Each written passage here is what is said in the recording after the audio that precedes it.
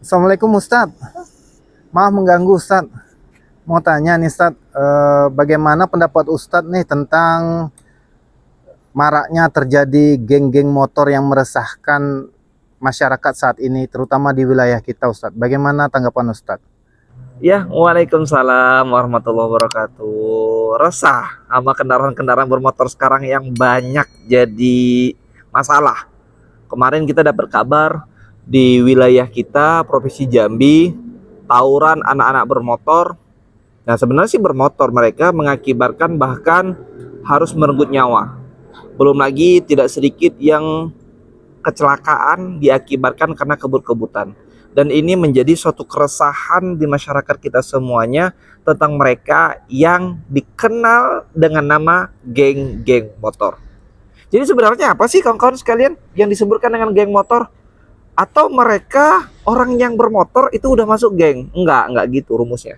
Jadi begini, pemahaman awam bagi masyarakat kita semuanya, geng motor adalah orang-orang yang berkendara mengikuti kehobian semata tanpa dilabeli dengan bendera kah atau ada suatu nama kah atau apapun itu. Jadi mereka bilang ya komplotan-komplotan atau oknum-oknum tersendiri. Jadi ketika mereka, woi sudah yuk ngumpul yuk ini segala macam, nggak tahu ini kendaraan apa, nggak tahu spesifikasi kendaraannya bagaimana. Yang terpenting mereka untuk heporiah sementara. Padahal komunitas motor yang sebenarnya itu adalah pertama, tujuan dasarnya adalah sebagai perpanjangan tangan atau agen keselamatan berlalu lintas dari pihak kepolisian. Gimana maksudnya? Jadi ini para geng-geng motor yang lebih jauh kita kenal dengan komunitas motor. Ini baru benernya. Komunitas motor adalah orang-orang yang berkendara menggunakan helm. Kemudian mereka untuk perjalanan jauh menggunakan safety ridingnya. Ada sarung tangan, ada pakai kaos kaki, pakai sepatu dan segala macamnya. Jadi memang mereka safety terhadap keselamatan mereka. Kok bisa dibilang orang-orang itu komunitas motor, geng-geng motor yang nggak pakai safety sama sekali dianggap geng motor? Jadi itu adalah pemahaman yang salah dalam penamaan. Jadi Ustadz setuju nggak sama geng motor? Iya dong, setuju. Kan saya juga ikutan. Nih kendaraan saya. Tapi saya adalah salah satu agen berkeselamatan dalam kendaraan. Biar apa? Jangan sampai komunitas yang kita ikutin, kegiatan yang kita adakan mengakibatkan pada kesalahan-kesalahan bahkan fatal dalam berkendara.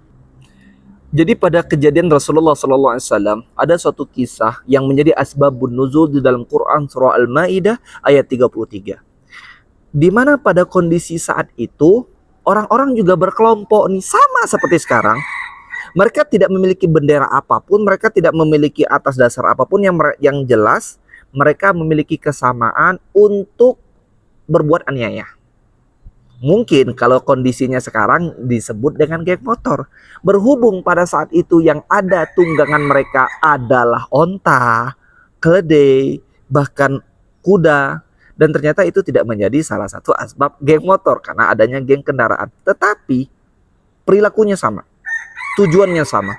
Apa tujuannya? Menganiaya orang lain, membuat keonaran, bahkan mohon maaf sampai menghilangkan nyawa. Mohon maaf tidak sedikit yang luka-luka atas perbuatan-perbuatan mereka. Makanya di dalam Al-Quran surah Al-Maidah Allah langsung menjawab dengan kalimat pada perilaku-perilaku yang zolim seperti ini atas dasar kebiasaan dan kegiatannya. Allah ancap dengan kalimat a'udzubillahi minasyaitonirrajim. Bismillahirrahmanirrahim. Innama jazaa'ul ladzina yuharibunallaha wa rasulahu wa yas'auna fil ardi fasadan ay yuqattalu aw yusallabu aw tuqatta'a aydihim wa arjuluhum min khilafin aw yunfau minal ard. Dzalika lahum khizyun fid dunya wa lahum fil akhirati 'adzabun 'adzim. Hukuman bagi orang-orang yang, kalau kita artikan ini memerangi Allah. Pertama, apa yang disebutkan juga memerangi Allah adalah orang yang bermaksiat dengan Allah.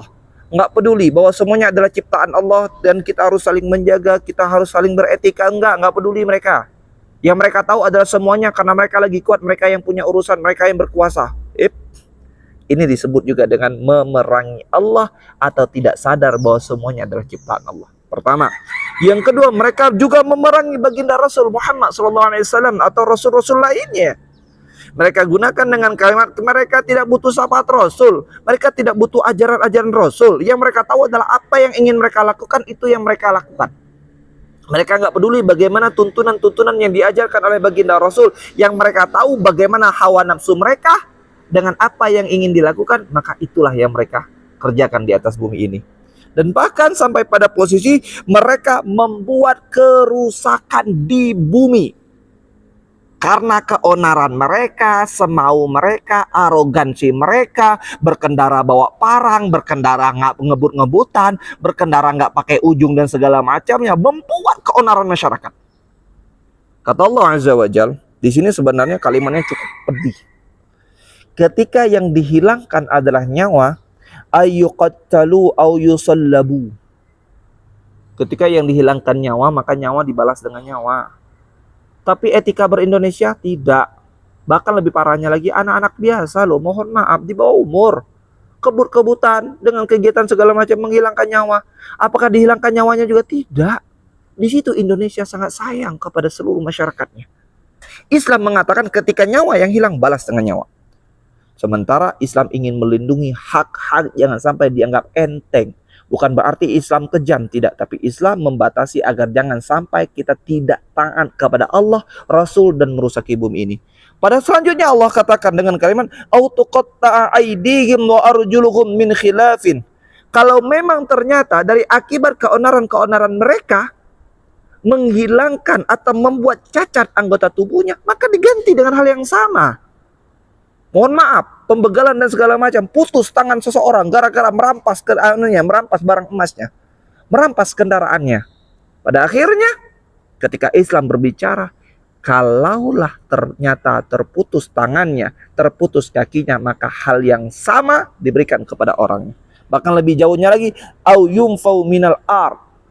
Ketika orang ini tidak bisa dibina, usir, suruh pergi, keluar kampung. Biar apa? Ada pembelajaran ini.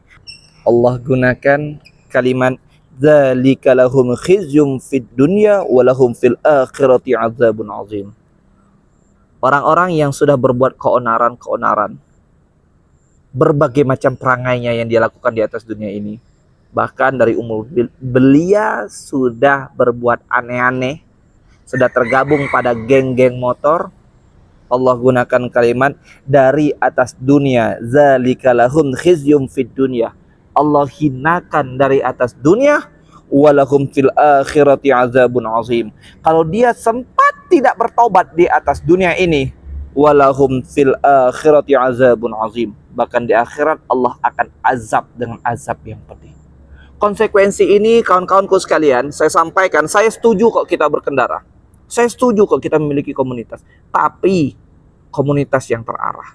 Tapi bermotor yang membahagiakan, bahkan membantu orang banyak. Bukannya kita bermotor dengan keadaan yang ugal-ugalan, seakan-akan jalanan adalah milik kita. Seakan-akan kitalah yang paling berkuasa. No. Setiap yang kita lakukan itu akan menimbulkan konsekuensinya, terutama dalam berlalu lintas. Saya sampaikan pada kejadian hari ini, semua masa kelam sudah kita lewati. Banyak anak-anak kita harus menjadi korban dari ulah geng-geng motor, atau anak kita terlibat dalam geng-geng motor. Permintaan saya secara khusus kepada seluruh teman-teman yang terlibat dalam komunitas-komunitas motor, tolong ajarkan, tolong bimbing, dan tolong bina. Ketika kita bertemu dengan partner-partner yang lain, bahkan kita anggap bocah-bocah yang merombak kendaraan bermotornya tanpa standar-standar yang jelas, tanpa etika-etika berkendara.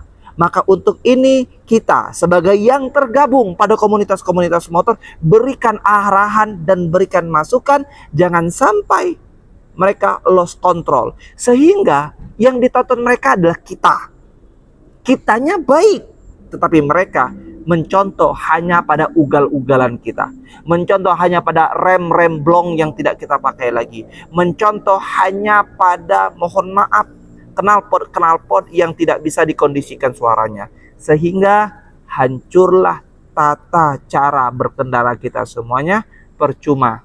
Kita sebagai contoh untuk orang-orang berkendara yang baik dan benar, ternyata kita menurunkan pola-pola yang zalim, pola-pola yang mengakibatkan banyak korban jiwa dikarenakan komunitas motor yang disebut dengan geng-geng motor. Untuk itu, apapun kejadian, tutup cerita, mari berbenah diri semuanya atas dasar apapun komunitas yang ada di atas bumi Allah ini, entah motorkah, entah mobilkah, entah apapun komunitasnya, tolong saling rangkul, salam satu aspal untuk menjadi orang-orang yang lebih baik. Barakallahu fikum. Assalamualaikum warahmatullahi wabarakatuh.